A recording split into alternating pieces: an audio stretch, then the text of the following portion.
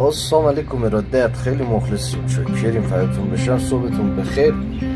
آقا این کار باریستایی و کار قهوه و کار کافی شاپ و اینا هم سختی های خودشو داره. یعنی به عنوان مثال یکی دو تاشو بخوام بگم، مثلا طرف میاد در مغازه. خب ما اینجا مکان کافمون جاییه که دروبرمون 3-4 تا کافه دیگه هست، کافی شاپ قدیمی هست، اینا هم فعالیت داشتن. خب به هر حال حالا کیفیتشون پایین بوده یا بالا بوده، مشتری خودشون دارن.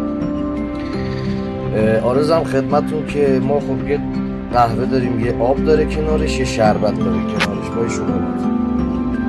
مشتری میاد، بعضی مشتری ها اکثرا اینطوری نیستن، مشتری میاد قهوه رو میخوره، آب رو میخوره، شربت رو میخوره، بعد میگه داداش بی زحمت یک لیوان بزرگ از همین شربتی که پای قهوه میذاری من بده. ما شربت آناناس داریم، بعضی وقتا بهارنارنج، بعضی وقتا هم زعفرونی.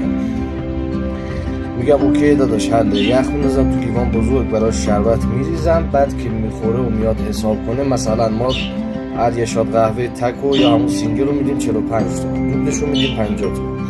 مثلا اگه 50 تومن شما دوبل در نظر بگیری، من یه 20 تومنی هم بابت اون شربتش ازش میگیرم، یه لیوانی که براش یه لیوان بزرگ ریختم با یخ. بعد میگه داداش مگه شربت پای قهوه مجانی نیست؟ شما چرا از همه چی هم مردم پول میگیرید؟ آخه برادر من، عزیز من، مگه من پول اون شربت رو ندادم؟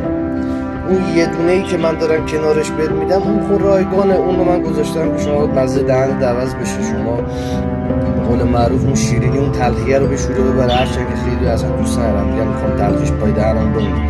یعنی شما نباید بیاید بگید یا شما یه لیوان بزرگ شربت خواستی از من، کجا دیدی یه لیوان بزرگ شربت بهت مجانی بده؟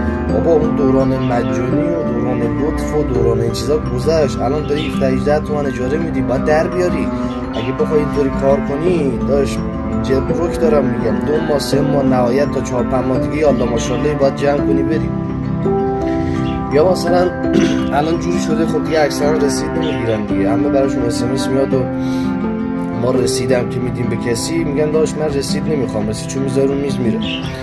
این مشتری میاد کارتشو میکشم، حالا مثلا 30 تومن 40 تومن 100 تومن 200 تومن، حالا بسته با خریدش، رسید بهش نمیدم. بعضی مشتری ها اینطوری یه جوری طلبکاران داشت رسیدشو بده، رسیدشو بده، برای من پیامک نمیاد. آقا مگه من پولتو خوردم؟ مرد حسابی درست بگو، آقا رسیدشو بهم لطفاً بدین، حساب کتابام به هم میریزه، SMS نمیاد برام. نه که یه جوری بگی انگار الان یقه منو چسبوندی دیگه دوز گرفتی. مرد حسابی زشته. آقا ما باریستا روحیه‌مون لطیفه، صدمه میبینیم. آقا اینو بفرست واسه همه باریستا.